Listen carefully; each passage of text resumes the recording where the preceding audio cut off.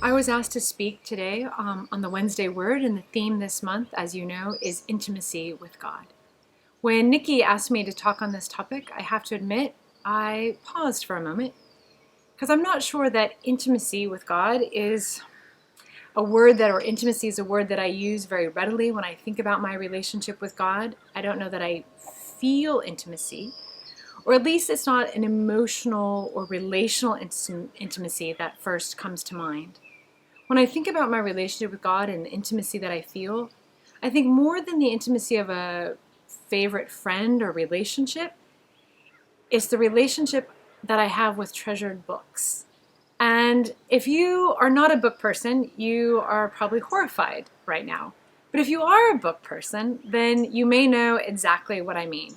I'm talking about those books that you return to again and again, the books that you read as a child under the covers, the books that your parents read to you, and if your family is at all like mine, that my parents read books to me, I was the eldest, and then I turned around and read them to my younger siblings.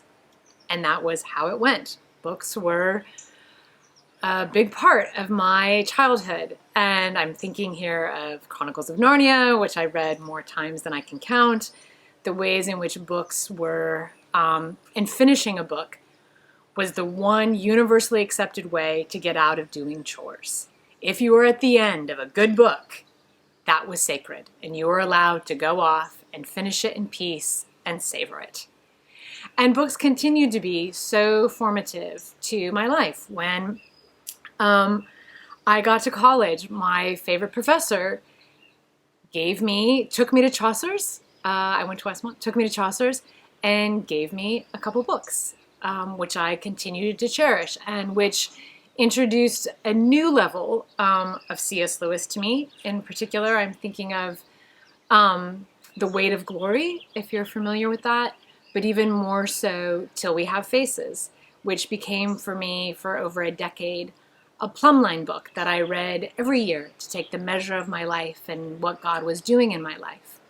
She also introduced me to Dorothy Sayers' The Mind of the Maker, which I highly recommend, and G.K. Chesterton. And these books have formed me as surely and as consistently, I think, as any of the relationships that I made with professors or friends in college. So, for example, Dorothy Sayers' Mind of the Maker takes this idea of, we talk about God as Father, and we use the understanding of God, of a Father, to help us understand the nature of God. But what if she, as an author, explored the idea of God as Creator and God as Author? And what does that mean, and what insight do we gain into God? That has stuck with me to this day. And she then takes that even further to talk about unpacking the idea of the Trinity. So brace yourself for this. The Trinity as the idea, God the Father is the book as an idea, Jesus is the book as written, and the Holy Spirit is the book as read. Let me explain. So God the Father has the big master story. He sees it all, beginning, middle, and end. He is outside of time. And that is the book as idea, encapsulated in the mind of the author. The book as written. Jesus, if God was to write himself into this master story as a character, not as some part of himself, the way that each of us reflect a part of the nature of God, but God in the full as a character in the story. That is Jesus, the book as written. And then the Holy Spirit is book as read. The way that books stick with us, linger with us, engage with us, become a part of us, continue to speak with us and to us. That is the work of the Holy Spirit in our lives. Isn't that amazing? Isn't that so much better than the 3 parts of an egg in terms of understanding the Trinity? Changed my life and continues to animate me today. So that's what I mean when I think about this idea of books, and that to be close to God through books, I think is a pretty great thing. And so it continues, and I would say books have continued to shape me, and the ways that God works through my life and draws near to me through books. It turned out to be informative and pivotal in terms of my relationship with Jim. When I first met Jim in Cairo, what he invited me to was, wait for it, a theological reading group. And we were reading a book on the nature of the Trinity, like you do. And that was where sparks first flew. And then when we took our relationship to the next step and he invited me to his house for dinner, I went, of course. And my dad will tell you that later when I got home and immediately called my parents in California, very gushing, what I said was that when I got to Jim's house, I found that we had many of the same friends. And what I meant by that was that I found many of my favorite books on his bookshelf. And so books have been absolutely critical in my life. And so I think about this in two ways when I think about intimacy with God. First is this idea of the story of the Bible. For me, and maybe you've worked this out already, for me, it's hard for me to think about, and I know this idea of like loving Jesus as a person, the person of Jesus and falling in love with Jesus and Jesus' love for me. That's hard for me. What comes much more naturally and much more easily to me is this idea of the story of the Bible, this big master narrative of which Jesus is the central and climactic piece. That, books, ideas, the story, where I fit in it, what is God is doing, that is very easy for me. And so sometimes I wonder, am I missing something or is there more that I should be doing? But I think as I get older, and as you've heard the story of my life somewhat, I think maybe that's actually not surprising.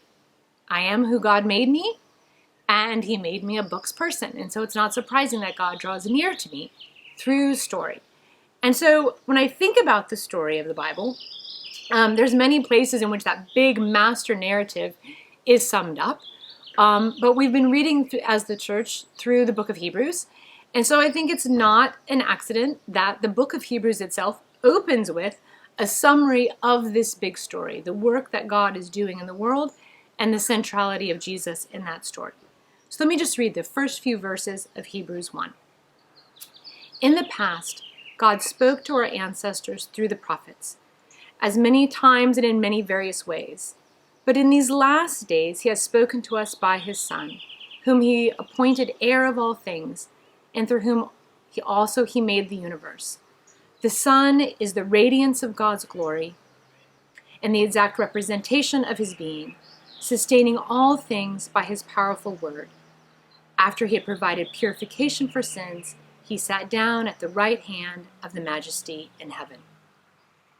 So there it is, the story of the Bible, this master narrative of God in a nutshell, that God chose Abraham and his descendants to be his entry point into the human story, that he continued to work with that people, speaking to them through the prophets, and then ultimately, as Dorothy Sayers gives us some helpful vocabulary, wrote himself fully into the story in Jesus Christ, and will in the end judge all things.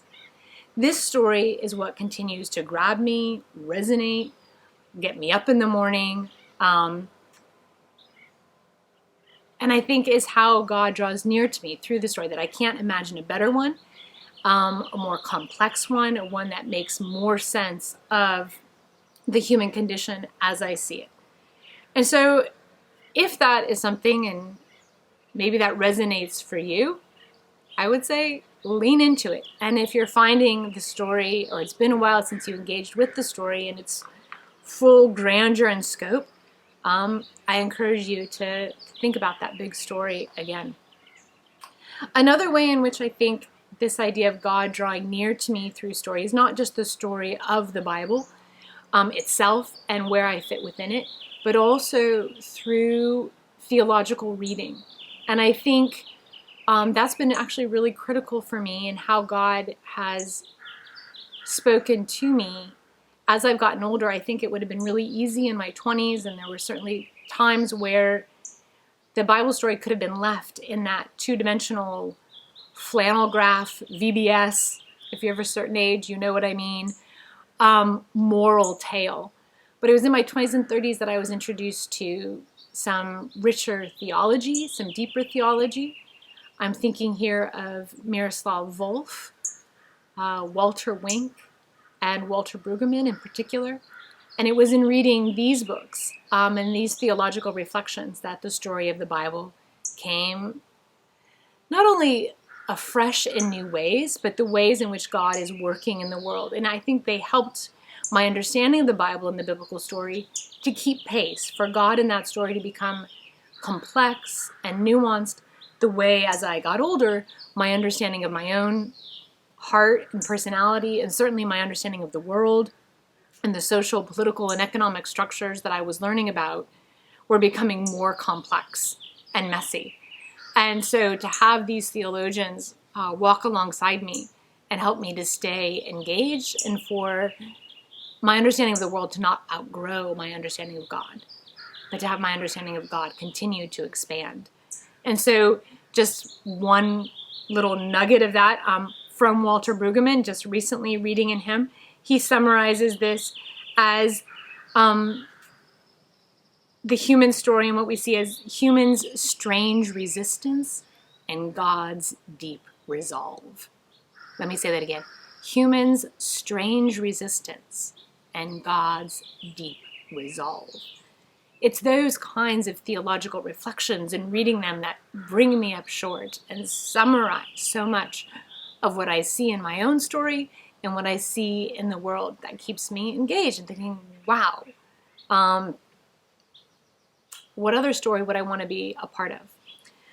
And believe in, and what makes sense of the world as I know it and see it.